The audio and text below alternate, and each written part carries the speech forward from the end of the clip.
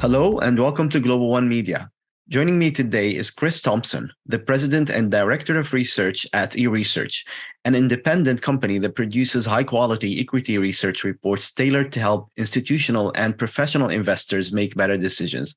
Hello, Chris. Thank you for joining us today. Oh, thanks for having me.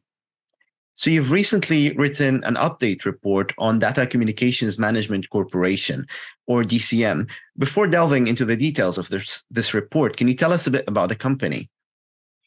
Yeah, DCM is a Canadian-based communications and marketing company, and they offer both online and offline solutions for over 2,000 businesses in Canada, with a primary focus sort of on your top level organizations that require sophisticated print and other types of materials for their customers. They do a lot of work with banks, producing like brochures and information, and they do a lot of content management for these large organizations. I came across this company about a year ago. They're part of a 5-year strategy to move from more of a digital first, from a print first type of company. And so it's interesting as part of this transformation to see how it is going to change their rating in as far as the public goes from an investing standpoint. And what were the highlights for the quarter? Well, they reported Q2 results, and it was their strongest quarter with year-over-year growth for almost 5 years. And they hit revenue of $68.1 million, and it was up over 23%. Over from the past year, and it was much higher than our estimate of 60 million. We thought with the current market conditions, they wouldn't have such a good quarter, but they did. More importantly, as they're shifting towards this tech, type of focused solution, they had over $2.4 million of tech-enabled subscription fees, which is more than double from the same quarter last year. So it just sort of shows you this growth in this marketplace. And this is an important metric, for their digital transformation. The other part of what their business is doing is, as part of their transformation, they're trying to improve their gross margins. The gross margin in this quarter was about 30%. And that's good as they're trying to hit towards 35 to 40% of their gross margins, and they should start seeing that the more of the digital services they actually can sell each quarter.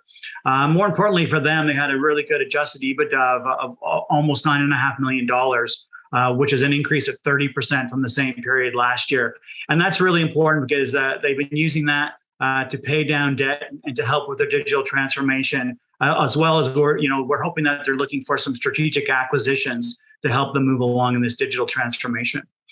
The only negative thing in the whole quarter was that they didn't. Typically, they've been paying down a lot of debt each quarter, but this quarter they didn't, because of the supply side issues. Their inventory levels actually went up a little bit, and because they were trying to maintain their ability to meet their customer demands.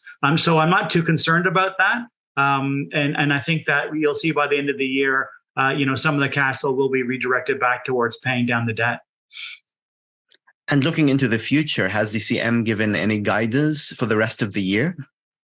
Yeah, during their quarterly presentation, they said that they did see the same momentum as they experienced in Q1 and Q2, sort of still progressing from the rest of the year. And I think that's great because as we've noticed in the marketplace, there's a lot of uncertainty with some of the corporate earnings coming up.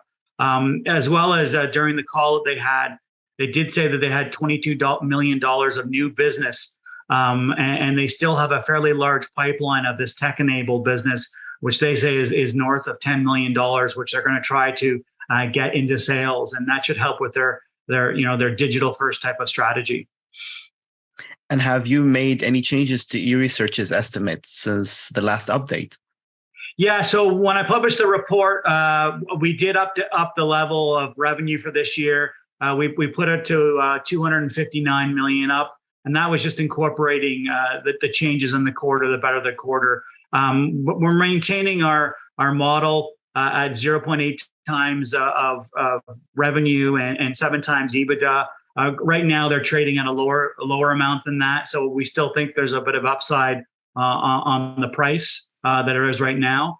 In addition, because of their better than expected revenue growth, we did up our revenue estimates from 3% to more in the 5% range, which is still on the low side of what they're expecting. They're expecting 5 to 10%, but I take a little more of a conservative attitude towards my revenue estimates. And how do you value DCM? Yeah, our target price is derived from an equal weight of a 5-year cash flow, a revenue multiple, and an EBITDA multiple. And if you want to, see our price target and our recommendation, you should go to eResearch.com and download the update report. It is a fairly comprehensive 18-page report, and it goes through the company's quarter, as well as some comparables and how we do the valuation. And my last question is related to benchmarking. How does DCM compare to its peers? Yeah, so as I mentioned earlier, they are a company trying to transform from sort of a print first to a digital first and get more digital services, and which I believe are higher margin and should change the multiple. Right now, it's only trading at a half times the 22 revenue in the marketplace and less than 6 times its EBITDA. And with its good cash flow and revenue growth, I think it deserves a little bit higher of a multiple. When you're looking at some of the peers in the same printing space, they're often about 1 times revenue. But if you're looking at some of the other companies in the digital space, like the digital marketing, the digital asset management space, you're looking at 2 or 3 times an EV to revenue multiple. So definitely, I think there's a lot of upside from the valuation standpoint for this company. And if you download the report, you can look at the peers that I use and see how it compares and make your own decisions. Chris, thank you very much for all of this information. The download link can be found in the description below. We look forward to hearing the next updates from eResearch. Thanks. Have a great day.